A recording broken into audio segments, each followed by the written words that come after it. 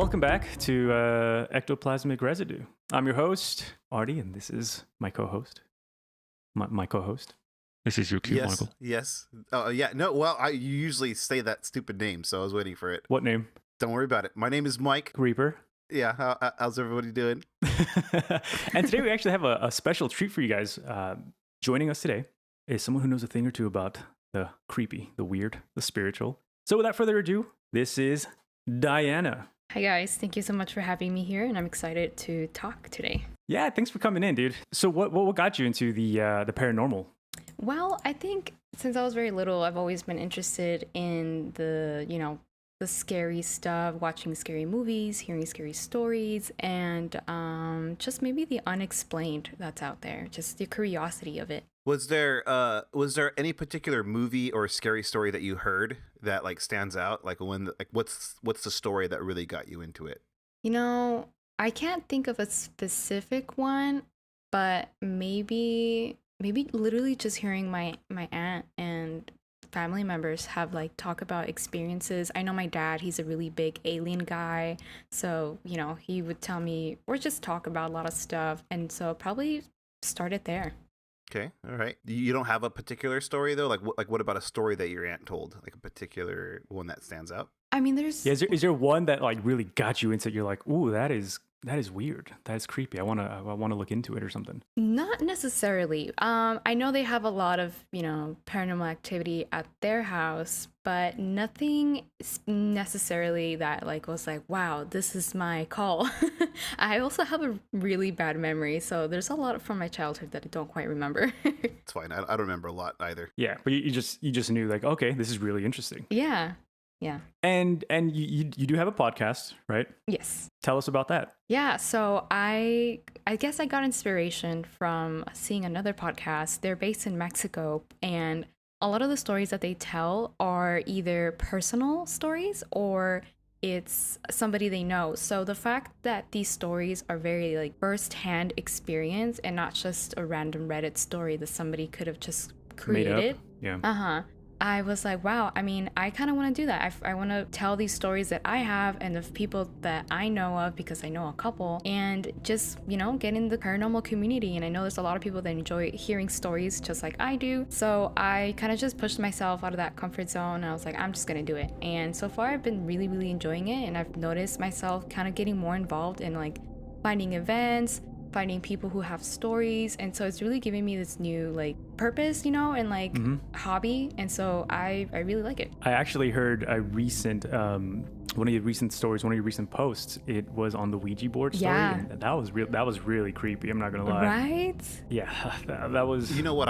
I failed to listen to that. Diana, would you mind kind of just giving me a quick rundown so I know what you guys are talking about? Yeah, of course. So I've joined a bunch of Facebook groups, and there was somebody who made a post saying, anybody have any Ouija board stories? I have one of my own, but just wanted to see what people have. And so in the comments, she briefly mentioned her story. I was like, that sounds pretty crazy. So I messaged her and I asked her if she would be down to tell her story. And so long story short, she basically was trying to contact one of her ex-girlfriends through the board, and she later found out that it was an entity pretending to be her girlfriend. At one point, the board was trying to take over without their permission, and they just kind of had to stop. It was on a pizza box. What kind of pizza? I asked her, but it was not like typical name brand that I recognized. I'm sure it was something from where she's from, but I didn't recognize it. If like the type of pizza box used could like somehow enhance the spiritual capabilities of contacting the dead. Like maybe there's certain pizzas that just resonate better with the dead, just like there's certain pizzas that resonate better with the living. Yeah, like Pizza Hut. Yeah. Yeah, I mean, like if you had to summon a demon, which pizza would you use, Artie? A Pizza Hut, dude. Have you seen Casper? The whole promotion with that? Do you remember the movie? Yeah, but he's a friendly ghost. We're talking about demons here. Anyway, so go on, Diana. No, you're good. We kind of went to a little Pizzagate here. Yeah, I mean, it was basically that, and she just kind of figured out by doing a little bit of research that this was not Alyssa. And one of the reasons they realized it was because this entity was telling her to hurt people, and it told them, yeah, you could leave without saying goodbye, and just all these weird stuff. And so eventually, after they got rid of the board and they stopped, she ended up having sleep paralysis, where she ended up seeing the ex-girlfriend, but then this black figure always there. I'm pretty sure there's a lot more to the story, but she just kind of did a quick rundown of what happened.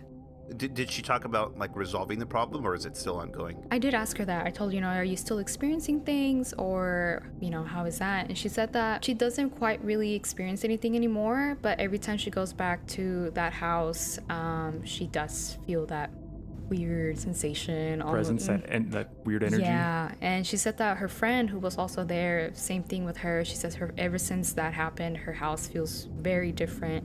So yeah. Oh, that sucks. So she went to somebody else's house, summoned a demon, opened a portal to hell, and she's just like, well, good luck with that. I know, yeah.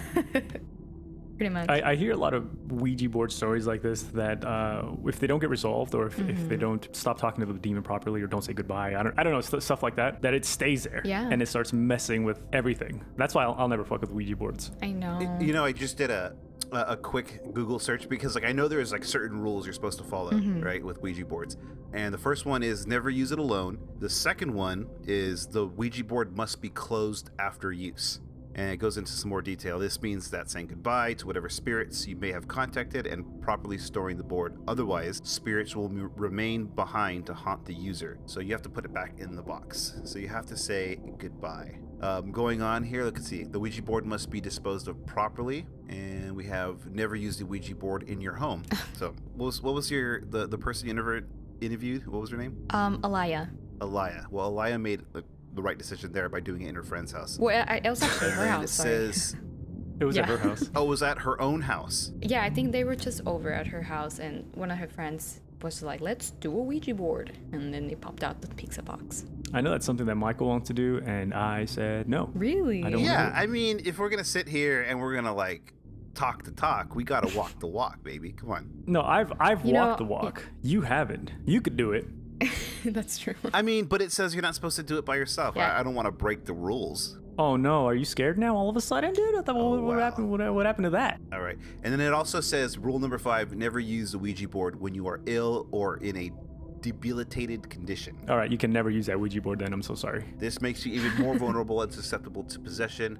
Oh, and never use it when you're healthy either. Well, that's no fun. Wait a second. Interesting. You can't use it when you're ill or debilitated. You can't use it when you're healthy. There's a range. You gotta do it when you're like feeling like you might be getting sick, but you're still okay. It's the balance. Yeah. Like just take a lot of vitamin C or something like that. That'll help stave it off. Let's see. There's all kinds of things about like how to use Ouija boards. So that first list, it was off the Paranormal Witness blog on the sci-fi.com website. Have you guys ever watched Paranormal Witness? Mm-mm. I don't think so. Paranormal Witness is probably one of my favorite ghost telling shows. So you have like the two types of like ghost shows. You have like the ghost hunting shows where it's a bunch of idiots running around in the dark yelling at ghosts, and then you have like the ghost telling stories. Paranormal Witness is where it's like somebody recounting their experience, and usually it's acted with actors and after the fact. Paranormal Witness is probably one of my favorite shows. I love it. I have like every single season out right now, and I watch it often, usually during the winter time because that's when they hit hardest. Yeah. That's where this set of rules is from. There's a WikiHow on how to use Ouija boards. Wow. Of course there would be. Yeah. That's something you gotta look into, man. That's all you right there, because I ain't doing it. Anyways, guys, if you want to listen to her podcast name is Paranormal AF, and I'll put the link down in the bio so you guys can just click away. Thanks. What does the AF stand for? What you would expect. That's a good answer. What you would expect, Michael. So Alfalfa. So there's 2 stories that Diana's going to tell us today, and one of them really resonated with me. It has to do with a hand that grabbed me from under the bed. And I know there's been a lot of ghostly encounters like that worldwide for a very long time. This is just another experience, a personal experience that really just caught my attention. And the other story that she's going to tell has to do with spirit photography. Now, I don't feel like I have to explain what spirit photography is, But for those of you who don't know what it is, it's when you capture a ghost after taking a photo. That's kind of it. You see something that wasn't there before. These are the two stories that she's going to be talking about today. So I'm going to go ahead and just pass it on to Diana, and she's going to tell us. Thank you. Yeah, so I'll start with the hand one. I'll try to give as much detail. I remember this was my senior year of high school. Spring break was coming to an end, and I was very much not the school type person, so I was like, dang it, I have to get ready for school again. So it was one of those mornings that I got up early to start my normal routine. And I do remember I was having a scary dream, like a bad dream the night before, but I do not remember what it was. And clearly it wasn't as impactful because I don't remember it. But as I was going to the restroom, I remember in my head, I had a thought that said, look at your leg. And I'm like, what? And again, I just kind of felt it, look at your leg. And so I look at my leg, and there on my shin, there is a handprint. Never before have I experienced anything like this, or at least to that level. And so I was just kind of shocked for a little bit.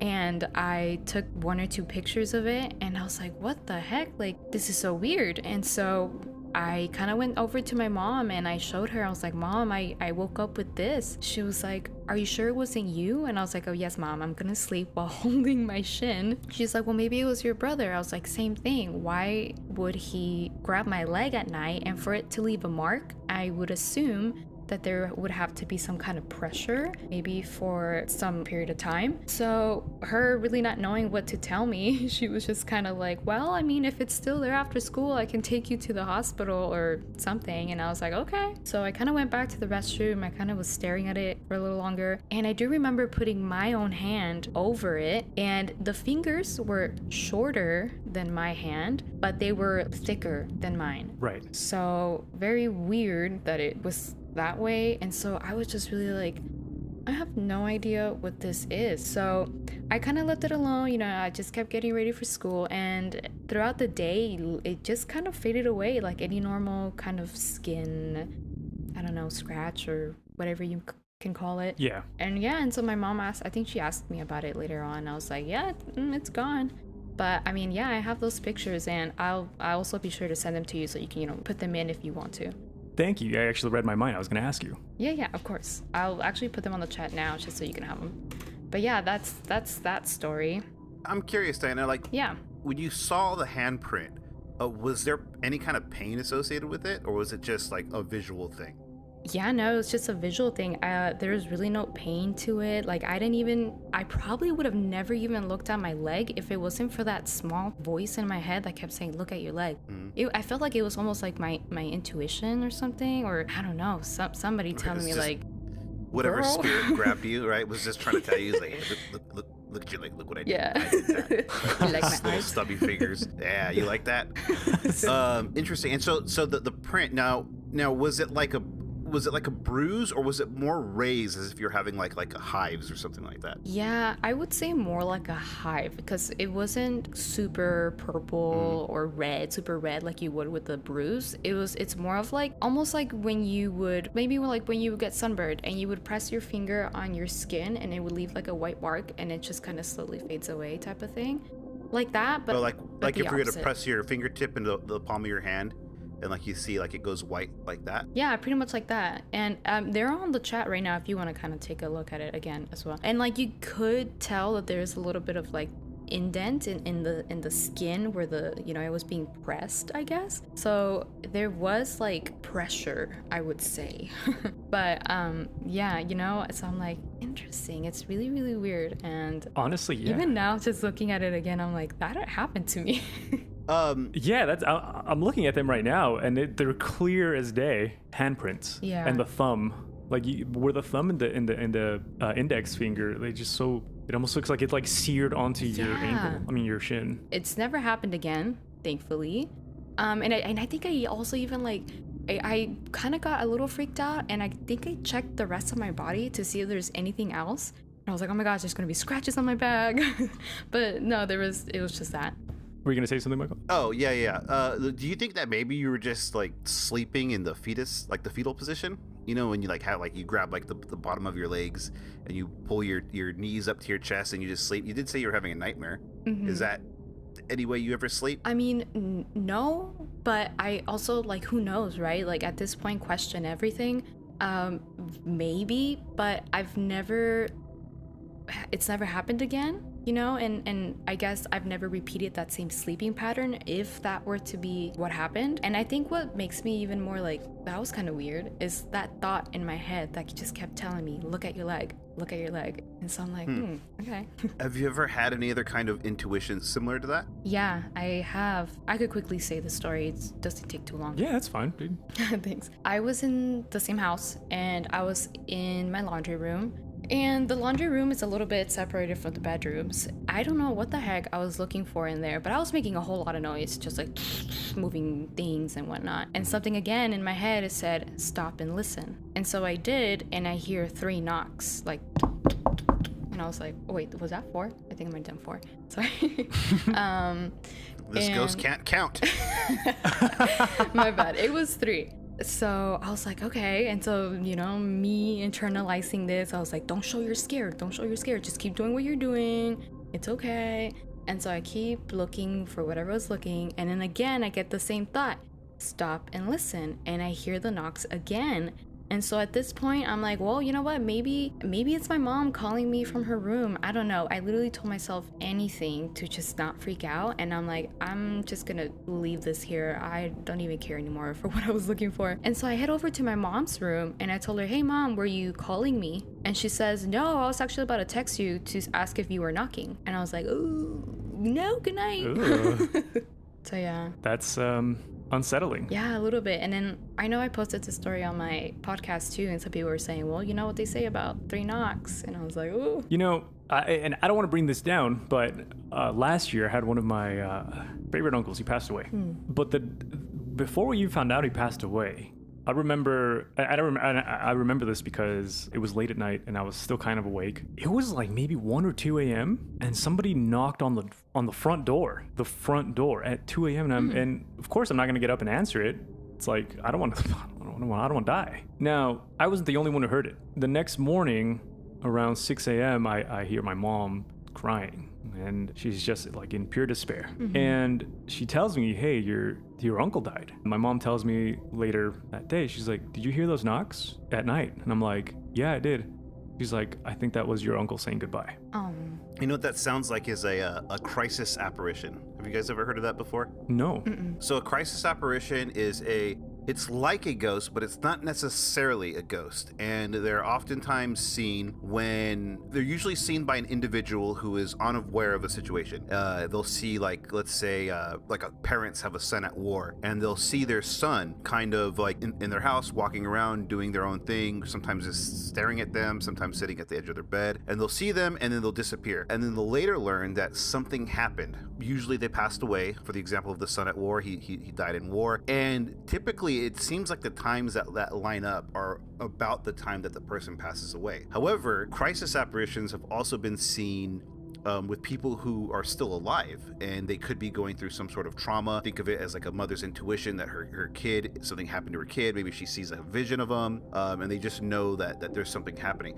There's an example of a crisis apparition, I think, in the first Conjuring film. There's that scene where, like, I think after like the main stuff is going on, Lorraine Warren ends up seeing her daughter Julie in the water. Oh, that's right.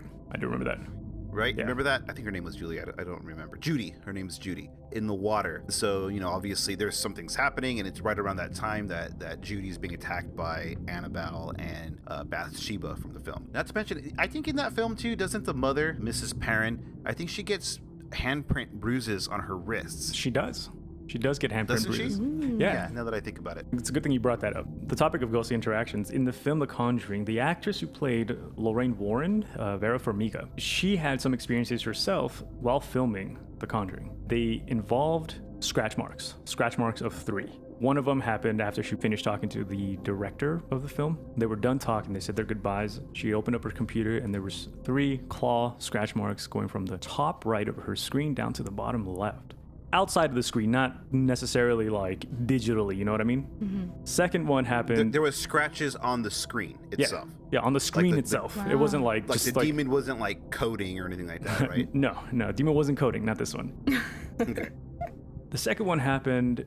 I'm trying to remember. It was in the middle of the film, or in the middle of a break. She had 3 claw marks on her thigh, and she has pictures of them. And I'll show those pictures when I can for you guys to see. But yeah, these ghost encounters are kind of a thing, you know? Wow. I mean, I'm a little skeptical of Vera Farmiga's story only because it's like that kind of press during the filming of a horror film, I think is something that they must play up, because it's like, oh yeah, like this new horror film's coming out, all this crazy activities happening. It just seems awfully convenient, especially with the whole 3 claw marks thing, because that's referencing the Annabelle story, which they briefly talk about at the beginning of that movie. It's a really good story, a lot of fun, and in that story there's a point where I think 3 blood drops keep appearing in different places. I think like at one point the 3 blood drops appear on the doll itself, and then the boyfriend that to one of the women in that story ends up challenging it, or like wants to get rid of it, and then he's attacked with 3 claw marks specifically. I feel like it just seems a little too convenient. That's all. It's fun. It's definitely fun. Like, I mean, you hear those same stories like when they were filming The Exorcist or The Exorcism of Emily Rose, for that matter. The staff and the actors, and they're all getting attacked in different ways, I guess by the demons that are having movies made about them. I don't know. Got it. See, I was gonna ask about that too. I was gonna say, how do you guys, because I feel like if you're maybe talking and like just seeing and doing paranormal stuff or things that could maybe contribute to that, I feel like sometimes you subconsciously attract some of that stuff by like talking about it. And I mean, at this point, they're acting these scenes out, you know? And so I don't know if maybe they might have called onto something, but with you saying that, you know, it could totally be publicity, I really don't doubt that either. But there's also that same theory with one of the superheroes, I want to say the Superman, how everybody who's tried to play Superman, like something happens to them, and it's just like a reoccurring thing, and I think they've either died or just been horribly injured or something like that. What's it? Do you guys know Christopher about this? Reeves? The Curse of Superman? Well, I know Christopher Reeves. And then wasn't George Reeves, wasn't he shot or something like that? Oh, I don't know. Let me see. Something like that, right? Yeah, George Reeves is that original Superman that played him like in like the 40s or 50s, something like that. Yeah. Or just, you know, things like Strange that where it's phenomena like, like that. where I mean, this at this point isn't even horror anymore. It's just, I mean, it's Superman, right? So I don't know. I feel like maybe it could have been that, but also like you said, it's very likely that it could have been publicity. But I don't know. What do you guys think about that? Oh yeah. I see. Well, here's the thing. So it could have been publicity, but the thing is, I heard nothing about it until like the 3rd Conjuring, and that's only because I was doing research. So it wasn't like they were promoting it while the film was being promoted, or else people would have been talking about that. So like I'm looking into it, and I don't know. So the big ones for the Superman curse specifically are Christopher Reeve and George Reeves. Christopher Reeve obviously had his accident while riding the horse, yeah. And then George Reeves, yeah, he had committed suicide. He'd shot himself. But coming back around to what you're talking about, like the more you talk about something, the more you open yourself up to it. And I think that's kind of like the idea you were getting at. I don't know. I am always neck deep in ghost stories and researching this stuff because I find it fascinating, just like you do. And I have yet to be actually haunted. I would very much welcome a haunting, because it would at least church things up a little bit around here, make it a little bit more interesting. But what I can tell you is that when you're first delving into something, like when I first started really delving into this, and I was reading all kinds of weird stuff about demonic possession and crazy hauntings and poltergeist activity, we had talked about this earlier when we had our first meeting, but yeah, I was seeing demons everywhere. I was having sleep paralysis all the time, and every single time it was something that I would interpret as demonic or weird. I'd hear some knocks. I'd be like, oh, they're in the walls again. I don't know if I've ever gotten like 3 knocks in a row, but I definitely had this heightened sense of my surroundings, and it seemed like any little thing that was out of the ordinary automatically became a demon in my mind. You freaked yourself out. Yeah, I freaked myself out, and I had a blast doing it. It was a lot of fun. But since then, I've calmed down a lot because I've learned a lot about how people tend to interpret the world and how they see things, and how sometimes that our own perceptions can get in the way of what is actually real. I don't know. I think it would be fantastic to be haunted, but I don't think that just talking about it is necessarily going to invite it. Mm-hmm. Right. Yeah, no, that's fair. I think that's something parents tell their kids, because then their kids are freaking out at night, and then like they don't want to go to sleep, but they want to sleep in the room, and it's just like mom and dad are trying to have some alone time, and Yeah. it's just like, stop thinking about it. I don't know. They didn't really. Parents never really told me that. If anything, my parents never really told me anything up until I had that encounter, which I haven't told the story yet. But I had an encounter where I saw something. They didn't tell me until I was like 14 years old what it was. That's a story for a different time, though. But the next story that Diana has for us today has to do with spirit photography. Like I said, it's capturing something that wasn't there before. Yeah, so this one is actually from my boyfriend's. He showed it to me a while ago, and we always love showing it to people because like we love seeing people's reaction. But anyways, yeah, so he has 2 brothers older than him, and so the middle brother had come home with a brand new car. It wasn't brand new. It was used, but, brand new to him. And he came home with the car. He told my boyfriend, like, hey, let's go take it for a ride. They were riding the car for a little bit. They cleaned it. And then, as anybody would, he took a picture of it so that he can post it on Facebook. It wasn't until later that day that he was, like, zooming in to the background, because in the background, you can kind of slightly see somebody in the house behind, and it's their sister holding one of their nephews. And from him zooming in to the people in the back, he also noticed that there was something in the back seats. And that's when it's just super weird. He went back to my boyfriend and was like, what's this? And he's like, I don't know. It was just a really weird thing to develop in the photo or manifest. And to this day, they have no idea what it is. He didn't keep the car for super long either. But I do know that the brother does experience paranormal things. And so, there's that story. And it's kind of short, but still the thing in the photo to me is it's just interesting in the way that it looks, because to me, I always thought that in scary movies, they over exaggerate, the creatures or the apparitions. But in this case, like, this looks like your typical cliche scary movie ghost, I guess. And for it to just be that way naturally, it's just really kind of daunting, kind of like, oh God. A little jarring. I'm looking at the picture right now, and it when I notice it, I'm like, that's creepy. That is creepy. It's like Michael. It's like watching Insidious when they introduce the demon, right? But you don't know yet, and then it just pops out. That's kind of what. Do you see it? Oh yeah. I'm looking at it right now. And you know what it reminds me of? Are you familiar with Captain Spaulding? No. He's from The Devil's Rejects and like Rob Zombie films, and he's like that kind of clown-faced guy. Oh yeah. With like the blue above his eyes, and right. He has like that like rough-looking beard. He looks kind of like that, but a dead, decomposing version of it, which is, I guess, even more metal. Really? In honesty, yeah. Like look up Captain Spaulding. No, And I know who he is. What it reminds me of. Yeah, it's super creepy. definitely weird. It kind of reminds me of that scene in Ghostbusters when they blow up the ecto containment unit and all the ghosts are like running around New York, and there's that one where that guy gets into that taxi and he's like, hey, I need to go here, and he's not even paying attention to the fact that the taxi driver is like this rotting corpse. You know what I'm talking about? It's been a while for me, dude. I know you're a huge fan of Ghostbusters, but it's been a very long time since I've seen it. Oh my God. I have not seen it in a long time. I don't know how I can sit here and talk ghosts with people that can't get my Ghostbusters references. I'm very disappointed in both of you right now. Sorry, dude. It is what it is. So sorry.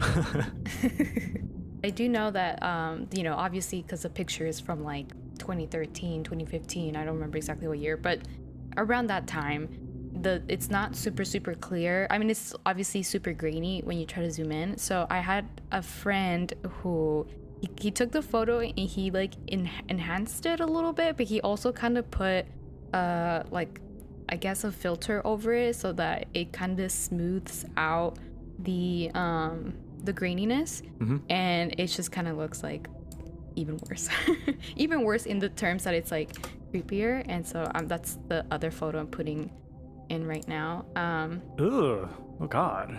Yeah, it's kind of like, I kind of preferred not knowing how look, but yeah, sorry I couldn't get your references. Oh, don't even worry about it. No, it's a problem. don't even worry. Speaking of, like, since we had that talk, were you able to look up any of that stuff I told you about? Like, were you able to get your hands on a copy of The Demonologist? Not yet. It is. I wrote it down and everything, and I started watching the Heller, or I think that's Hellier? Hellier. There you go. Yeah. Hellier. And I just got super busy and I haven't been able to finish it, but I am like on it. Don't think that I was just like, yeah, and then like I'm never gonna do it.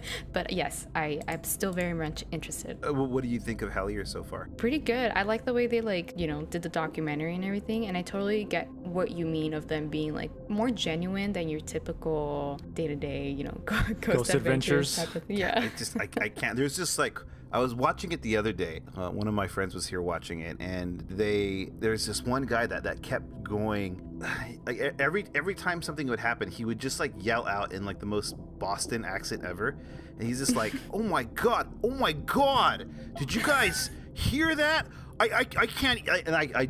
I don't know what it was about this guy, but I can't take that show seriously. Like did you guys ever see that video of those two guys from Boston that were out on a boat and they came across this sea creature and they didn't know what it was? It was a sunfish. It was just a regular fish, but they're like tripping out on it, right? And they're certain that they found themselves a baby wheel.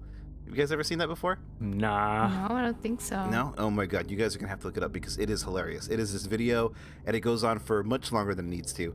But they're sitting here, they're beside themselves because they found a baby wheel, and they have like the most Boston accents ever, and it is hilarious. And that's exactly what that ghost show sounds like, where they're just sitting there, just like, oh my god, Jay, I think it's a baby wheel, man. I don't know. It looks pretty hurt. I can't. It's so good. I don't know. I got to look it up. Me too. When it comes down to spirit photography, I have a story that happened to one of my uncles. And this happened when he was very young. It happened in Mexico, where all creepy things mostly happen, I feel like. Mm-hmm. So there's this place by my mom's ranch. It's a huge ravine, and he's always been a troubled child. He's done a lot of bad stuff. But in this particular case, look, he never really smiled. He was never really happy. He always had the most dark, negative outlook on life the entire time growing up. This particular day, my family took him out for his birthday, and they had a family photo, right? And after they developed the photo, behind him was, I wouldn't really say a ghost. I would say it was more like a demon-like creature. You can see it. It's not like you can't. It's not like it's like super blurry or anything like that. Mm-hmm. Now this is like it's like 1968 or something like that. And that photo, they still have it. I don't have it with me, but I did see it. It's in Mexico, and they have it. Nobody likes it because it is very disturbing. It looks like this creature's hover is behind him, like a proud parent, if that makes sense. Mm-hmm. Like one hand or claw or whatever the hell on his shoulder, and it's just like there looking at the camera, like it's part of the family type of thing. Is there like facial features to it, or is it just like a black No. mask? There's facial features to it. Really? Yeah. Isn't it crazy? Can you get us a copy of this picture? Yeah, I would love to see this. I'm going to try. Now, when I say it's still a ranch, they all still live in the ranch in Mexico. It's not modernized at all. So I will try. The telephones are still kind of a thing over there where like sometimes they have reception and sometimes they don't. That's crazy. Like to think that ghosts or spirits, entities are like, yeah, let me just pose real quick. Not just pose, but like pose all proudly. It's like, yeah. This depression here, this addiction, I did this. This was me. I'm proud of you, son. That's crazy. Nobody really keeps in contact with him. He just kind of left everybody. No one's heard from him for a very long time. Interesting. But guys, that was our stories for today, and I hope you guys really enjoyed today's episode of Ectoplasmic Residue. This is Diana, who, guys, I'm going to put her podcast in the links for you guys to check out. Once again, Paranormal AF. Yes. If you guys didn't hear it the first time, but once again, I'm Artie. This is my co-host. Mike. Reaper. Mike. Reaper. Mike. Reaper. And Diana. Yes, hello. Or goodbye. Thank you very much. Yeah, of course. This is Ectoplasmic Residue.